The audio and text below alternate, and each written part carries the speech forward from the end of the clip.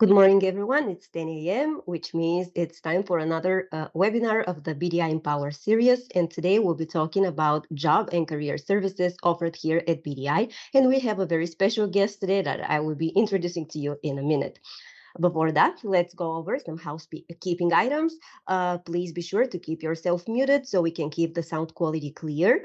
And you will be receiving a recording of this webinar in the next several days.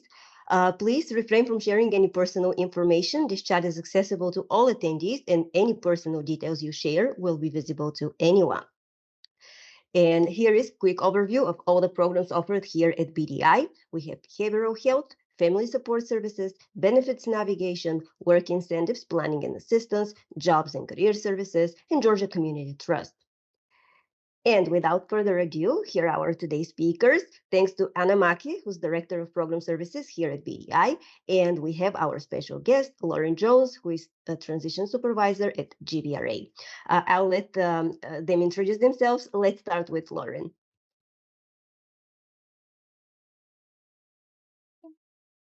Good morning, everybody. I am Lauren Jones. I am a transition supervisor with Georgia Vocational Rehabilitation Agency. I work out of the College Park office, and we support in my specific office, Fayette and Clayton counties. But we serve the entire state of Georgia, so I'm kind of representing all of the agency today. Just a little bit about my background. I am a certified rehabilitation counselor and a national certified counselor.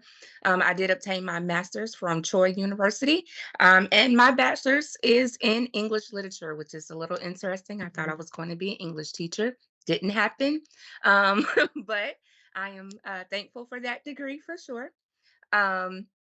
And I've been working with Georgia Vocational Rehabilitation Agency for a long time, and had stints in working with Voc Rehab, workers' compensation, and working on towards my professional counseling licensure. So there's a lot of moving parts here, but I love the work that I do and that we do as an agency to support individuals with disabilities obtain and maintain employment.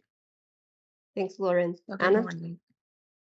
Lauren, I think it's fantastic that you have a bachelor's in English literature. So do I. So I just went a different track with the law school track. And, here we are working at Bobby Dodd Institute doing a lot of different things. So I'm really enjoying my time working in both benefits and family support and being able to help out with job and career services today. Thanks, Anna. And now here's the agenda for today. Anna will be going over job and career services. We'll be talking about any additional opportunities that you have through our job and career services programs. And Lauren will be covering the GVRA eligibility and requirements. Anna? So I'm very delighted to talk about jobs and career services today because I think as a parent of a special needs adult, we want the best for our guys. And we want every life to be the best life possible. And I think a lot of that means that that life has some purpose, and nothing gives greater purpose than having something to do. And that's where work comes in. So when we look at our programs at Bobby Dodd, I think it's all about trying to find the right fit for folks, guide them through that process, identify what supports that they need to be successful, and help them with that long-term pursuit of having that purposeful life and being able to have employment as part of that purposeful life.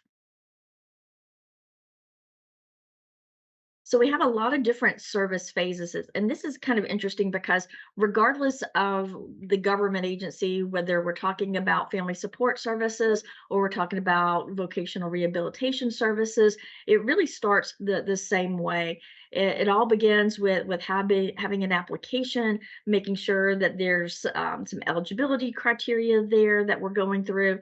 Specifically with BDI, when we're working with individuals in jobs and career services, we start with an intake. We need to figure out exactly where this individual is, what their interests are, And sometimes that means we have to do assessments to kind of dive down a little bit more and not only identify what general goals there may be, but what are the natural strengths, what are those ideal working conditions. So intake and assessments is an initial stage that we go through to make sure that we are creating a good, firm foundation for long-term employment. And so what that also means as we go through that process is we may discover that there's training and development opportunities. Like, let's say the individual has a goal, but they need to learn more about fill in the blank. So that creates a development opportunity.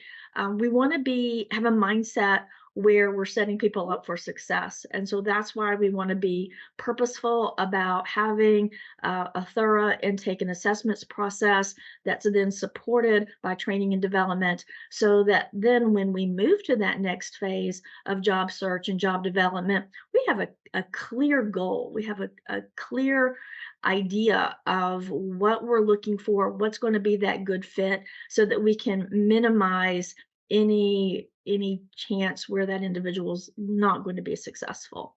And so that next phase of placement and retention, that's a twofold process.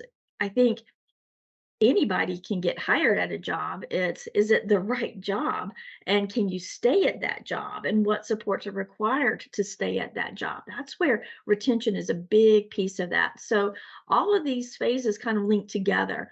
And then ultimately, once that individual is being maintained in the job and we've kind of wrapped up services, we want to see, are there any other services, and what are those long-term supports that we need to have in place to, again, not just have retention for 3 months, but for the long term. So it's definitely a linear process, beginning with intake and assessments, moving on to training and development as needed, going into job search and job development, and then finding that job, getting placed in that job, staying in that job, wrapping up the services, and then identifying those long-term supports.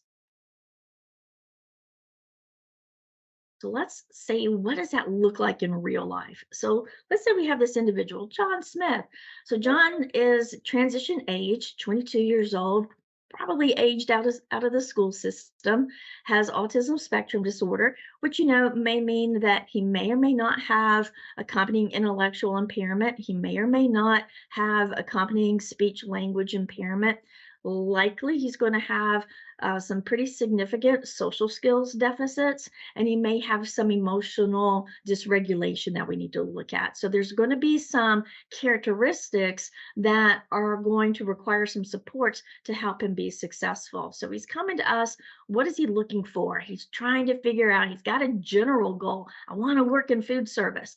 What do I need in order to be able to work in food service? Well, he's probably going to need some job readiness. We need to make sure, again, that he's ready. We don't want to set him up for failure. So we want to make sure that we've had the opportunity to work with him to determine, yeah, this is a good fit. He can do this work. He can sustain this level of work. And he then would want to have that assistance in finding that job and getting placed in that job. So coming to us, what's his next step? Intake and assessment. Let's see what that looks like. So here he is in intake and assessment. So what does that look like? That means more than just paperwork. It means having a connection with a staff member to go through this process and have a meaningful, person-centered discussion. Not just talking about what does this form mean, but let's talk about who John is and what is he interested in. And let's look backwards to look at all of his employment goals, his history. What did he do in school? Did he have community skills? Was he part of some type of transition program in school? What does that look like? So we have to have a clear sense of his history. That's going to give us indicators for what service needs he might need now and in the future. So it's this, sure, the paperwork, the intake application, but mostly it's this in-depth review of who John is, what his history is, and where we want to move going forward. So now that we've done that, we develop an individual service plan. So how can you develop an individual service plan without having had that proper conversation, right? Because it's through that conversation, that back and forth interaction to talk about goals, what's worked in the past, what hasn't worked in the past, what's important to him, what's important for him.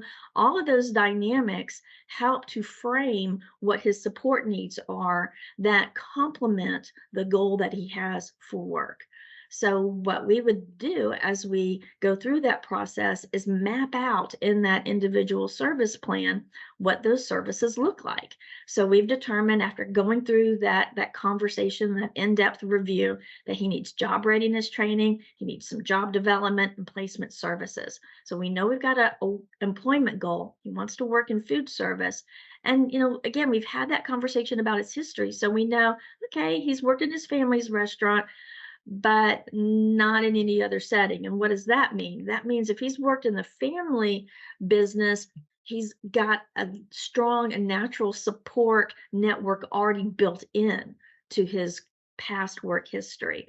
A lot of times when we're going into a new employment, that's part of those long-term goals, that we would develop those natural supports so that over time the individual is less reliant on a job coach and is more reliant on that sort of grassroots natural supports that's in place in that employment setting. So this is really important to note, that he's had work experience, so he's got some skills and he's got some experience with the task completion, but this gives us insight as to he may need to have more supports than perhaps the family is anticipating, because they're coming from a framework with this in-depth natural supports, and most employment settings, that's something that you have to develop over time. So John is interested in receiving a work evaluation to assess how he works in that employment setting. What does a work evaluation look like? So basically what happens in a work evaluation is over a period of a time, and it's usually just a couple of weeks, you have a trained individual who is there basically providing oversight and monitoring of how's John doing. So he's going to have his evaluation, and he's going to be checking off things, basic stuff that every employee needs to be doing. Are you dressed appropriately for the job? Are you coming to work on time? All those kinds of things. But then also, how is he doing with the work? So it's basically a gauge to help figure out if this individual is going to need a job coach or not. And if the individual needs a job coach, how much supports? What are the areas in which this individual is showing some emerging independence versus where are the areas that the individual is going to require more supports? So let's say in that work evaluation, the individual is able to follow that task sequence really well, but then that manager completing the work evaluation notices, okay, when he's finished that task sequence, he doesn't seamlessly move from task 1 to task 2, and he needs some support with that transition to tasks. That's something that would be remarked on in the evaluation as a support opportunity as well as a development opportunity, because we basically are trying over time to move individuals to as close as possible to that traditional labor market readiness level. And in order to do that, we have to know exactly where we are, provide those level of supports, and then assess how well we're doing. So that work evaluation can be a very pivotal part of an individual service plan. So here's the individual service plan outlining all the services that are going to be provided. And note that these are the services that have been deemed required for each participant. So it's not a wish list so much as it is, these are the services. If we're really genuine about setting this person up for success, then these are the services that need to happen in order for the individual to have the level of supports and to develop the skills necessary to be successful in that chosen area of work. So again, here's some sample services that you might see on a service plan. It can include the job readiness training, job development skills, having that work evaluation, and then supported employment. So sometimes you'll have a plan where it's honed down. The individual really only needs one core service, but then sometimes you see more robust plans. And again, it's because this is a needs-based process of what does this individual need in order to be successful. And my best advice to you, and this is a real issue with, and I'm a parent, so I get this. I want to talk about how, bright and charming my guy is and all the things that he can do. I'm less comfortable talking about what his needs are. And when you're doing any type of development for an individual service plan, you got to talk about the needs. So you really want to take as objective a view as possible so that you are identifying all the needs and developing a service plan that has a response to those needs through these different services that are available. More information about the work evaluation. I love the work evaluation.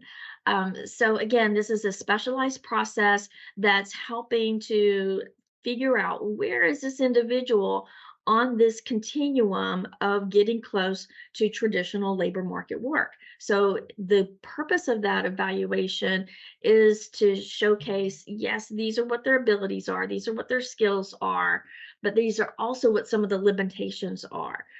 So there's this balanced effect so that we know what our strengths are and the areas that we need to leverage in terms of building on some of these identified support needs and limitations, as well as framing what that vocational potential might be. So the goal of a work eval is to figure out, in a nutshell, how ready is this individual to start work? So that readiness level can be broad, right? So we want to be able to use this evaluation opportunity to have a good read on that. So again, we're setting the person up for success by making sure that we've clarified what their abilities and support needs are so we can build a plan to get them to that point of not only having a job, but being able to be sustained in that job. So we're going to also look at job options, because typically what happens in a work evaluation is it's like any of our jobs, right? I think all of us have a broad range of work responsibilities, and there are some tasks in our work responsibilities that we naturally gravitate to. And then there are also some tasks that we may not be gravitating towards because they may be non-preferred tasks. So by identifying what we're good at, what our strengths are, what our preferences are, that helps us to identify suitable job options, because we don't want to put someone in a setting, not just any old job, because that's the job that's available. We want that job to be the right fit, that has the as close to those ideal working conditions as possible. And that can include everything from not just the task and the level of work completion there, but the setting, the dynamics with the manager, all those things. So we want to look at suitable job options. And then we'll also, through that evaluation, help to identify some recommendations for any reasonable accommodations that might be needed for the job, as well as any vocational training that might be helpful to help that person maybe level up to have that opportunity be closer to readiness, if that makes sense. So that work evaluation is a very critical process of kind of honing in on exactly where we are, so then we can figure out what's needed to get to the next level. So there's a difference between your general work eval and a comprehensive vocational evaluation. And the key word there is comprehensive.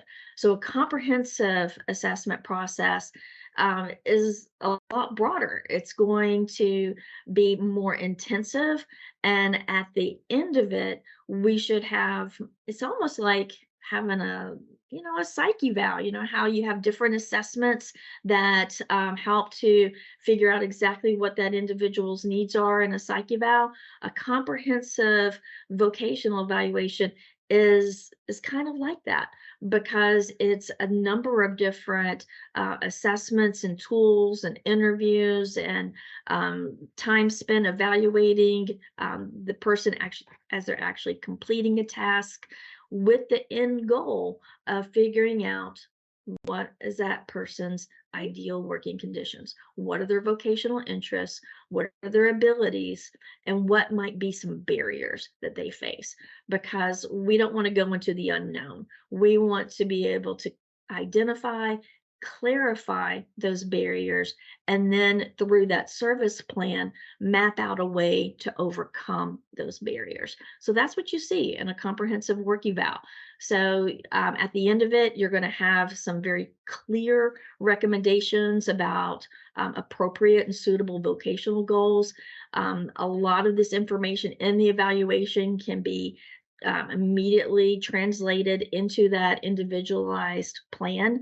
And again, the purpose of this is to identify what are those necessary skills, what are those necessary resources that are going to help this person achieve their employment goals and be successful. So here's John. He's received his work eval, and because he's gone through that evaluation process, we all are on the same page as it relates to what his strengths are and what opportunities for improvement or what those necessary supports might be. So this is very, very pivotal to frame that individual service plan so that he can have all of the support needs to be successful. So let's look at workplace readiness training. So let's say we've gone through this evaluation and we've developed a plan, and the plan includes workplace readiness. So what does that look like? So this means a series of different activities, different skills to, again, help him along that pathway to employment. All of us have a resume, and we know over the years how resume templates change and how language changes. They're kind of hard to put together. So it's important to help the individual showcase what their skills are. And, resumes have different approaches. There are even picture-based resumes that help reflect what that individual has done and what they're capable of. So the resume creation is a key point, identifying what type of resume, if we're going on a customized employment approach, that resume might have a different look or feel to it. Certainly having assistance with the job application process. Job applications nowadays are much more online than they used to. I'm kind of old school. I remember the old days where you would get the big, thick help wanted section out of the Sunday paper, and you would go through it and you would that looked like it might be a good fit, and then you would go through that process of sending in a resume with the cover letter. Nowadays, it may be different. Nowadays, it may be all online. So this may be an opportunity to provide some additional supports to make sure that that application process has been completed properly, completely, and that we also have a pathway for following up with employers. I know I've worked with a lot of individuals in the past where this is kind of boring because there's no human interaction here. It's just, filling something out. And sometimes, how many of y'all have gone online to fill out the job application and you're uploading your resume, but then you have to basically fill out your resume all over again, and it can be very tedious and frustrating. And so again, having some support to go through that process, first of all, making sure that we are completing job applications that make sense, that they meet that criteria of a good fit, and then making sure we have a pathway of documentation completion as well as a follow-up plan. We want to practice some interview skills. So that may mean that we have mock interviews, that we review questions. I think, again, in this day and age where people are becoming increasingly more confident, texting more so than having some of those back and forth conversations. It's really more important than ever before that we're practicing those interaction skills, and we're practicing how to be able to tell about yourself and talk about what your strengths are. I think too, an emphasis on soft skills is very important. Being able to have some readiness training to work through conflict resolution exercises, to be able to use effective communication techniques. One of the issues that I see quite frequently is we have individuals who are trying to mask some of their disabling conditions, and sometimes that puts them in a situation where it doesn't really help them. So making sure that we're talking about how important it is to ask for help and how to ask for help appropriately in a work setting. So all those soft skills can make the difference in terms of having that person being ready for work. Community-based work adjustment training. So this is another service opportunity that basically gives a person an opportunity to give it a go. Let's give this a try. So it's a trial work experience that takes place in a traditional labor market, competitive, integrated setting. And so it's important that individuals have that opportunity to practice and to show what they can do, but also to, as they're in that work setting, that may be an opportunity to see what limitations may be presented. So that training is a very important opportunity to see what's working, what could be working better, and identify any other additional support needs that may be necessary to help them be successful. So what do we want to see out of this CWAT training? We want to make sure that they are having skills that can translate from that work setting and generalize that work skill into any other like setting. And generalization, as you know, can be a real challenge for our participants. So that's why the CWAT training is so important, to give them that initial opportunity and to help practice that generalization skill. Strengthening their stamina. An 8-hour workday is harder than it sounds. So a lot of times in the school setting, when they're doing the community skills activities, or they're doing some of these practice type activities, they're doing that for a 1 to 2 hour period versus an 8-hour day. So we need to figure out kind of where is this person's ability to sustain this work. And when we talk about stamina, we're not just talking about physical endurance. We're really talking about emotional endurance. We're talking about what it's going to take in order to help this individual self-regulate throughout the day, helping to understand how many breaks they need to kind of clear their head and, take a deep breath and, push through that work. So stamina is an important thing for us to assess and evaluate as we're going through this training process.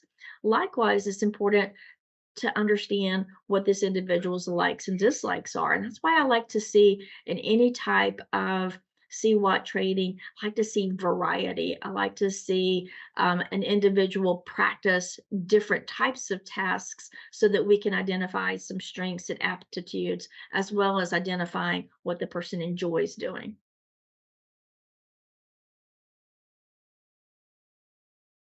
So now John has gone through this process. He's completed his individualized job readiness training. He's feeling pretty confident. Feels like he's ready to go out into the workforce. So he's got a resume. He's in mock interviews, and now he's ready to go into that work practice by helping to get to placement. So here we are at the placement part. So what we want to do here again is a whole connection of understanding all these jobs and what are going to be the right fit for the job. So it's going to take a little bit of time, but job development and job placement is an important place to make sure that we're getting that right fit. Needs to be individualized, needs to be person-centered. It's not just what's available, it's making sure that there's alignment between everything that's in that person's plan, what they've stated as their goals and interests, and trying to find that right fit with the right employer. So now that he's gotten a job and he started in that job, what we're looking at is providing that level of support to him in the job and hoping that he's stable in that work. So we anticipate or define stability as that 3-month period. It's like he's doing well for 3 days, sweet, that's a success, and we're ready to transition into long-term planning at that point.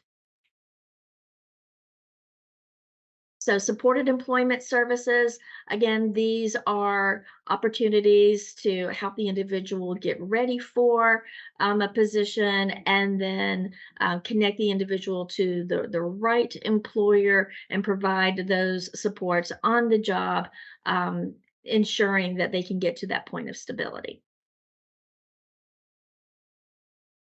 Eligibility criteria for working with BDI is that you're living with a disability and you want to work. I think that's the really most important part, is that there's a desire to work. We're primarily serving individuals in the Atlanta and Atlanta metro areas, and would definitely want to make sure that we have appropriate documentation so that we can initiate those services. Different payment options. Most individuals come through Voc Rehab or through the DBHDD's Competitive Integrated Employment Program. We also serve individuals through the VA and private pay. Here's just a quick snapshot of required documentations. If you're a GVRA applicant, we need an authorization form, eligibility determination form, and that individual plan. You can also see other forms for veteran readiness. So what's next? Other additional opportunities. BDI has Getting Ready for Opportunities called GROW program. It's a great program for transition aged individuals, age 14 to 22, to begin this process of job exploration. And we have the Bridge Academy. So this is a 20-week, this is all IT. So this is individuals aged 18 and up who have a strong interest in IT and have some basic IT knowledge. So there is some digital literacy requirements for this program. We do have information sessions about the BDI Bridge Academy, so would certainly encourage you to sign up for one of those information sessions if you're interested in learning more about Bridge. Business services through BDI. BDI does a lot to support individuals who want to work. So we have a variety of work opportunities: contact centers, facilities management, landscaping, logistics and warehouse, admin services, lots of opportunity there. Just a quick snapshot of some places that we're doing facilities management.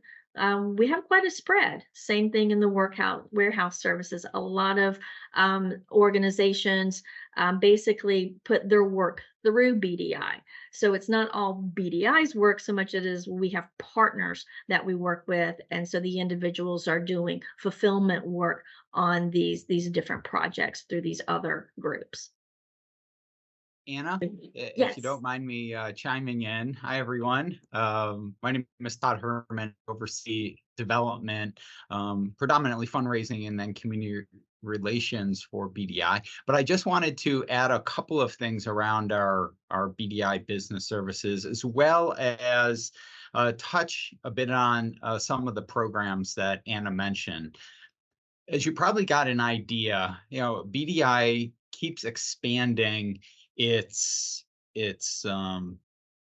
it's business and job opportunities for individuals. And so Anna talked about the Bridge Academy, which focuses on a very specific segment of the disability population, those that have a very strong skill set, have a tendency and a strong interest in IT or the tech industry, and that they are coming to the program with a certain level of education and a skill set.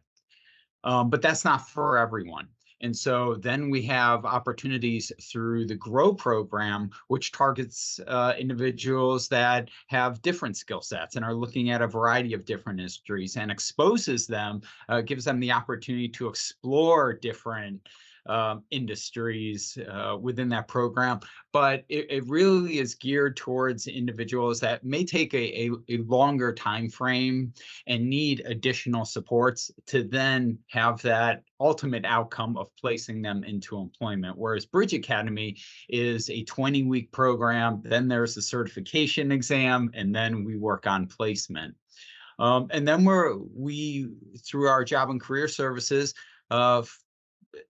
assess an individual, and it may take even longer than 20 weeks, longer than 6 months, longer than a year, but we have opportunities internally as well as partners externally, where we will place people into employment. So we want to make sure that we have and can create paths for people no matter where they might be in their skill set, or no matter where they might be in their level of readiness. And so the things that Anna has covered, kind of hopefully give you an idea of all the different, directions that we support people in terms of, hopefully landing a job or some kind of sustainable employment opportunity. Thanks, Todd. Now it's time to move back to Lauren Jones, our special guest today.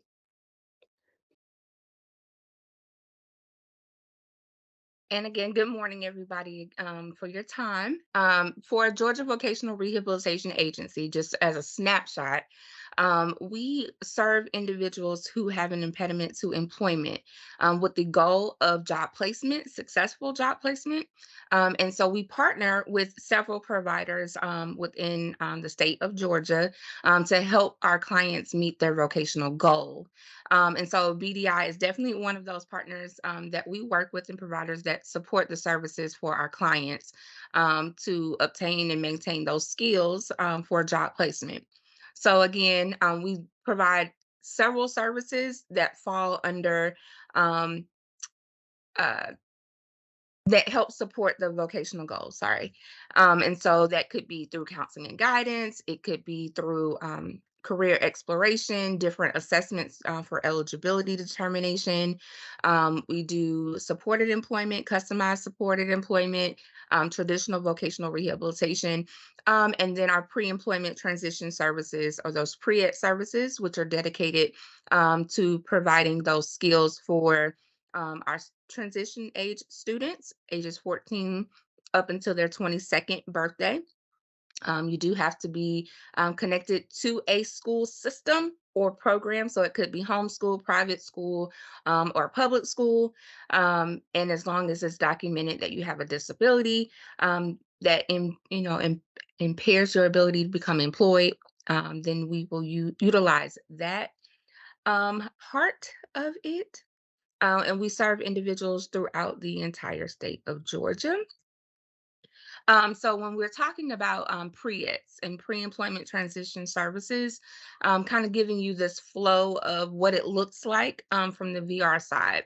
So we receive a referral typically from the school system or the family or individual.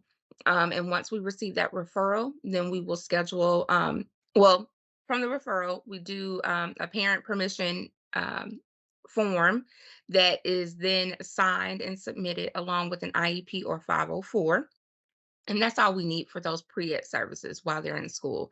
Simple. There's not an eligibility determination needed for those pre-ed services. And again, those are designed for those that are connected to a school system ages 14 up until their 22nd birthday or they age out of school. After that, if an individual is looking for more extensive services or needs vocational rehabilitation support, they would move into the rest of the process. So we would move into intake and eligibility or intake and application, sorry.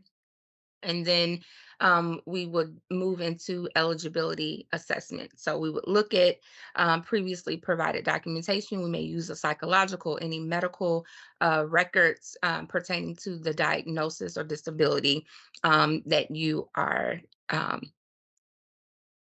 that plays a significant role in you becoming employed. So we use that and we do the determination of eligibility. If determined eligible for VR services, you are placed in a category, priority category, 1, 2, or 3. The priority category does not impact the services necessarily that you could receive. It's looks at the federal funding, and if needed, if any of those priority categories needed to close, we would serve the most severe first, and then move from there. So priority category 1 would be the most severe, and then priority category 3 would be the least severe as far as ratings go, but it does not impact necessarily the services that you could receive. So we would look at doing some vocational needs assessments during that time, and then determining what services would actually be needed to support. So it's in alignment really with BDI's process, or similar to their process as far as their individual service plan. Ours is just called an individualized plan for employment, or IPE. And so if you have a student or are a student that had an IEP while in school, the letters kind of interchange, and they uh, should support one another, looking at what those vocational goals are, and what services were needed while you were in school or after school, and what would help you to be more successful. So looking at those services, and those services would be added into your individualized plan for employment. And then that is really where the services begin. This is where the fun stuff starts happening. So when you're out, you'll get connected with the provider, or working with your individual assigned counselor to get those services. And then you will move through the process with the ultimate goal of employment. And for us, in successful closure on a VR case means that you are employed for 90 days. And then we will close your case on the 91st day. It does not mean that if your case closes, you can never come back through VR. The goal is that we set you up for success, that you have the skills necessary to obtain and maintain employment, whether that particular employment lasts, 5 years or 10 years down the road. Something changes, you can come back through VR, or that we need to develop some additional skills. There are some extensive services or post-employment services that may be necessary. So that may be, a job coach, or to learn some additional skills, or a change in your job. And so you may need to have some additional supports during those changes. And so during the employment piece, of course, we're, following up, checking in, seeing how things are going. If you need additional supports during that time, we're there to support you, or connect you with the provider that you've been working with to help support you with obtaining and maintaining that employment. And then again, your case is closed on that 91st day successfully because you obtained your job goal. Now, I will say, if you're looking at the running man on your screen, know that this process, the goal is for you to move from referral to plan development within 30 days. Previously, it was upwards of 180 days. So our goal is to move you through this initial process fairly quickly so that you can get in those services, and hopefully become employed sooner rather than later with the supports of your counselor from vocational rehabilitation, um, and the supports of our providers out in the community as well. Um, so just looking at just different ways that you can obtain um, additional supports. So we're looking at any, if you're transitioning from high school into college, or if you're looking at any degree, diploma, or certification programs, then we do look at those measurable skill gains. What credentials would be obtained? Is it in alignment with your vocational goal? Are you ready to work? So all of those things have to be considered when we're developing your plan. Um, so, when we're talking about the BDI Bridge Academy, more specifically, um, we're looking at receiving that referral form or assigned permission, parent permission form, just depending on where you are. Um, and we would schedule the intake with your assigned GVRA counselor, and that would be based on where you live. So, a counselor, although I work out of the College Park office, the assigned counselor may not be out of the College Park office. It may be assigned to a counselor closer to the area in which you live, because we do serve the entire state. And so once we receive your initial referral, we'll schedule the intake, and you will receive a letter that documents what information is needed for you to bring to that appointment. So whether that be the Social Security card, the insurance information, it could be medical documentation for your diagnosis of disability, IDs, birth certificate, anything. It's a whole list. You'll receive that. So you'll know what to bring to that application appointment. And that will help you to move through the eligibility determination a lot quicker. So having those documents is going to be imperative. Um, and so we utilize those documents to help determine your eligibility. And then once you are determined eligible for VR services, you move into the needs assessment, and then those services would be added to the plan. And specifically for Bobby Dodd's Bridge Academy, there are several services as part of their contract with the Bridge Academy. So those services will need to be added to the individualized plan for employment. And that is how we issue the authorization or pay for those services on your behalf. And because we are a source of payee, obviously there's different routes to participate in the BDI Bridge Academy. So as stated earlier, private pay or other resources. So we are a resource for payment for in support of that certification process. The goal or vocational goal has to be in alignment. So obviously this is related to IT, cybersecurity. So the goal for employment would have to be in alignment with that in order for those services to be added to the plan. The goal, as you see on the screen, is to make sure that we are able to issue those authorizations prior to the start of services, because we are unable to support those services once they've started. And the cohort for cohort 3 is scheduled to begin January 2024. So I know that they're heavily recruiting now, and getting individuals who are interested signed up and kind of going through the vetting process now. So our goal is to make sure that all authorizations are sent over to them by December 15th. So starting now is going to be imperative, because it takes about 30 days from that referral into plan development in order for the authorization to be encumbered prior to the start of service. So we want to make sure that we're being diligent in that. I will believe there should be. So there is also a screen. I want to make sure, maybe not. Let's see.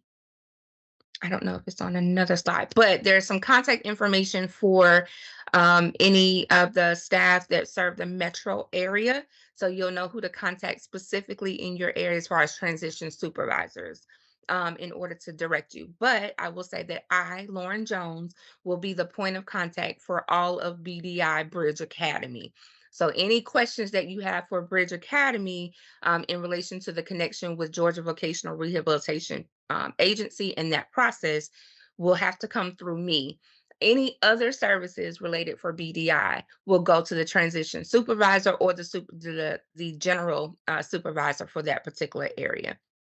I just want to make sure that I clarify that. But anything related to Bridge Academy can come through me. Any questions that you have for as far as Georgia Vocational Rehab Services in support of BDI. So.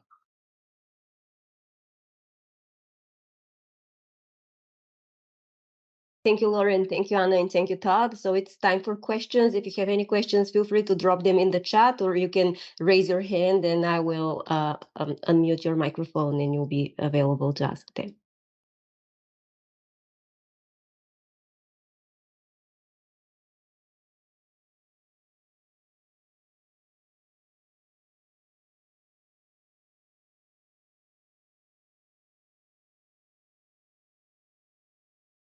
I think there was one question in the chat I saw previously that says, what if a client needs behavioral support as well as job readiness?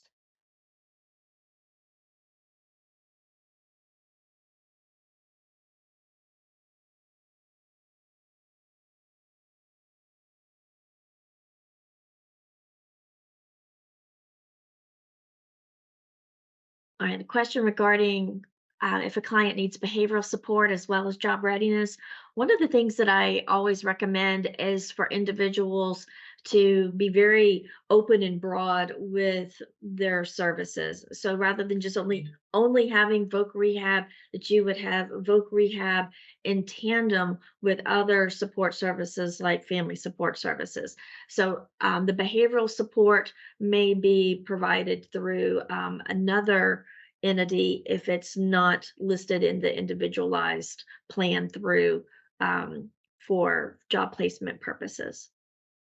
I hope that makes sense.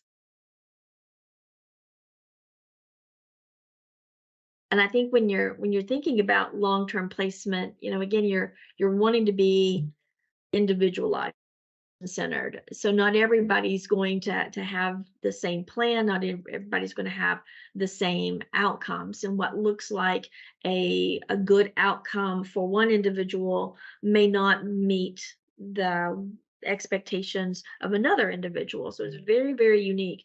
So it's not unusual to see individuals who have more moderate level disabilities to be working fewer hours or to have a higher level of support on the job.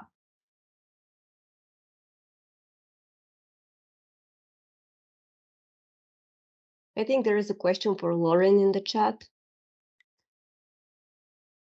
So I see a couple. So the question is it possible to refer a student to BDI Bridge Academy before they graduate high school if they are scheduled to graduate in May 2024? I think it's probably a response needed from both sides. I just want to make sure. But as far as VR goes, yes, you feel free to go ahead and make that referral. However, because Bridge Academy starts in January, then you would have to know this specific cohort. Cohort 3 will start in January. So there may be an additional, a fourth cohort that may start in June or July that would may be most appropriate for them because they would need to have graduated, be 18, and have graduated. Otherwise, they'll have conflicts as far as scheduling, completing courses with their regular high school diploma or diploma.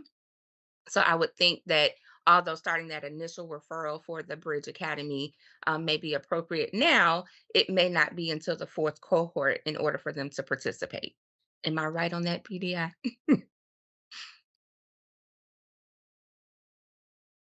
I'm Yeah, getting that's head correct. shakes. Okay. Um, And then as far as GVRA, no, it's not just for any ages up to 22. As far as transition services is for ages 14 to 22, but we serve individuals with disabilities across the state. So as long as there's a willingness and a drive to go to work, it does not matter what your age is. We are, do not discriminate as far as on any level, but as far as age wise, we serve individuals on all levels and ages. It just as far as placement on caseloads will determine where you fit in. So it may be on a general caseload with a general counselor, or it may be a specialty caseload. So blind and low vision, deaf and hard of hearing. Some of our IPS cases or mental health caseload. So it just depends on the type of caseload. But for transition services specifically, that is for ages 14 to 22. But we serve individuals older, 0 or 14 to 99 or above if you want to go to work.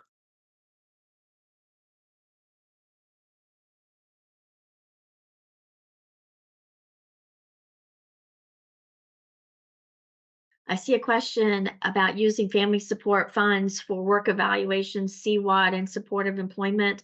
That's something that we could explore, but I would certainly start with Voc Rehab. I think Voc Rehab, because it's Georgia Vocational Rehabilitation Agency and funded through programs through the Department of Labor, they're going to have a more robust level of funding for anything tied to work than family support would, or other like programs. I saw another question. If somebody has a comp waiver and has supported employment individual or supported employment group already on their ISP, generally you would have those services on your ISP if you've already gone through all of these processes. You typically have to start with getting the job and then being successful on the job for those 90 days before it transitions into things that we would see like for long-term maintenance through supported employment. So I'm just, if you want to email me specifically, we can explore that a little bit more.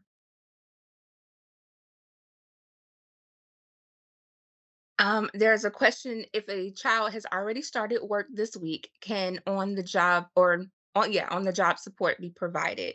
I do not see why it wouldn't. Obviously, if you're coming through the Voc Rehab side, then you would have to go through the process from referral to plan development, and that may be a service, a job coaching support service that may be needed or added to the plan.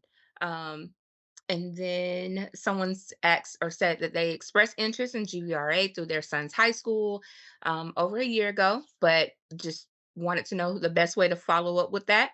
So my contact information, you can feel free to reach out to me. I'm lauren.jones@gvs.ga.gov. If you would just shoot me an email, and I can follow up with that. And then just depending on where your student goes to school, get you in contact with the correct supervisor and or counselor for your area, just so that we can touch bases and see where the referral is and how to get you on a caseload and get started with VR services. There was another question about opportunities for people with low verbal skills. That would be very similar to, any question about somebody whose needs are higher. And so that's where that plan needs to be individualized to identify what supports are necessary for that person. So again, it goes back to an individualized plan, and it may be the difference between like customized employment versus supported employment for that individual. And then another question about Voc Rehab, is it only available until age 22? And Lauren, I'll let you take that one because we know we serve a broad range of individuals in terms of age. Right. I believe I answered that one. So yes, Okay. we do serve individuals much older than 22. So again, transition services are for those that are 14 to up until their 22nd birthday. But again, that's just transition services. Anything beyond that would be on a general caseload or on a specialty population caseload.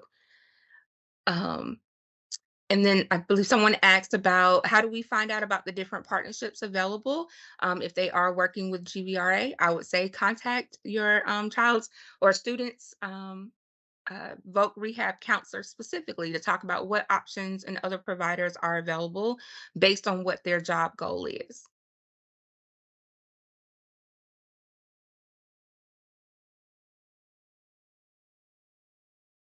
And thank you for getting my email address in the chat box. So feel free to reach out for those that have any follow-up questions for VR or the Bridge Academy in connection with VR.